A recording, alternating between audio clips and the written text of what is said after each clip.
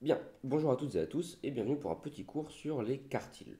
Alors cette vidéo va se décomposer en deux parties. La première, ce sera les définitions et ensuite on verra quelques exemples pour voir dans les faits qu'est-ce que ce sont les quartiles. Bon alors déjà on va commencer par se donner une série statistique qui est rangée dans l'ordre croissant. C'est important qu'elle soit rangée dans l'ordre croissant. Donc c'est-à-dire qu'on se donne ici n valeurs arbitraires, donc V1, V2, etc. jusqu'à Vn, avec V1 qui est la plus petite, V2 la deuxième plus petite, etc. jusqu'à Vn qui est la plus grande. Le premier quartile, qu'on note Q1, Q pour quartile et 1 pour premier. Alors c'est ce qui est marqué juste en dessous, c'est la première valeur qui dépasse le premier quart de la série. Donc c'est-à-dire, imaginez, on coupe notre série en 4. Ok, donc ça donnerait quelque chose, donc on pourrait schématiser comme ça, hop, notre série, on l'a coupée en 4.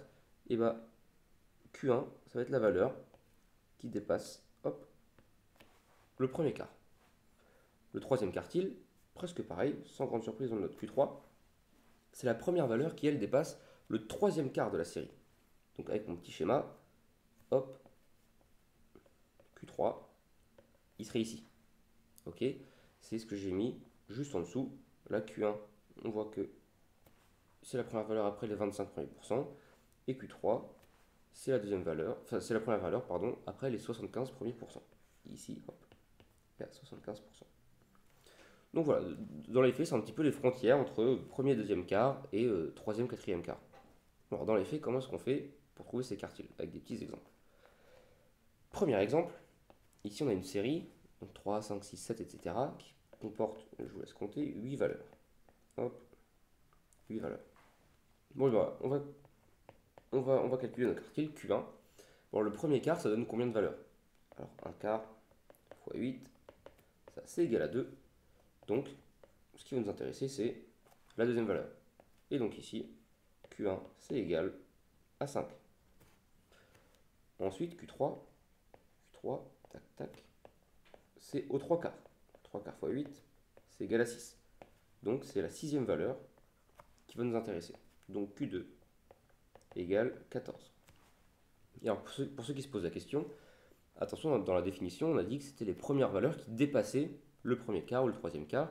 Et en maths, quand on dit dépasser, c'est sous-entendu supérieur ou égal. Donc ici, 5 est bien supérieur ou égal à toutes les valeurs du premier quart, et 14 est bien supérieur ou égal à toutes les valeurs des trois premiers quarts. Donc ici, on a Q1 et Q2, Q1 et Q3, pardon. Oups là, je suis désolé. Tac. Q1 et Q3 qui valent 5 et 14. Deuxième exemple. Alors ici, on n'a que 5 valeurs. Hop, 5 valeurs. Donc on va voir, ça tombe pas pile comme juste avant. Hop, 5 valeurs. Mais c'est pas grave. On regarde Q1. 1 quart fois 5, combien ça fait? 1 quart fois 5. Vous pouvez le faire de tête ou avec la calculatrice, il n'y a pas de souci. C'est égal à 1,25. Donc, ici, la valeur qui va nous intéresser, c'est pas 1,25, c'est pas vraiment une valeur, c'est juste au-dessus. Ok, donc ça va être la valeur numéro 2. On veut qu'elle dépasse toutes celles d'avant.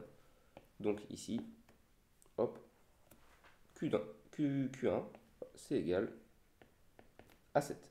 C'est la première valeur qui dépasse toutes celles d'avant. Donc toutes celles, tout le premier quart. Ensuite Q3, oups, on va faire en noir. Q3, on va faire pareil. Q3, 3 quarts fois 5, c'est égal à 3,75. Et encore ici, ça tombe pas juste. Donc ce qui va nous intéresser, c'est la valeur juste au-dessus. Donc c'est la valeur numéro 4. Ok. Et donc ici, la valeur numéro 4, c'est 14. Donc Q3, c'est égal à 14. Troisième petit exemple. Ici, on a une série de valeurs, donc 6, 2, 3, 4, etc. Mais bon, alors attention, déjà, elle n'est pas rangée dans l'ordre croissant. Donc la première chose qu'on a à faire, c'est la ranger dans l'ordre croissant. Donc si on fait ça, ça va donner 2, 3, 4, 6, 8. Et ensuite, on a 11, 13, 16 et 20. Ok, super. Donc là, c'est rangé dans l'ordre croissant. Il faut qu'on regarde combien il y a de valeurs en tout. Alors 1, 2, 3, 4, 5, 6, 7, 8, 9. Hop, 9. 9 valeurs. Et on va faire exactement les mêmes choses qu'avant pour trouver Q1 et Q2. Alors Q1, hop, c'est 1 quart fois 9. 1 quart fois 9, ça doit faire 2,25.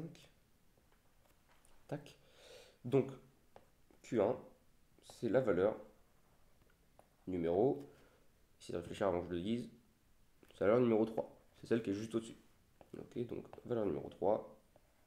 Donc valeur numéro 3, attention, dans la série qui est rangée par ordre croissant. Donc Q1 égale 4. Pour Q3, c'est 3 quarts fois 9. Ça fait 6,75. Donc ce qui nous intéresse, c'est la valeur numéro 7. Et la valeur numéro 7, donc 1, 2, 3, 4, 5, 6, 7. Ici c'est 13. Donc Q3, c'est égal à 13.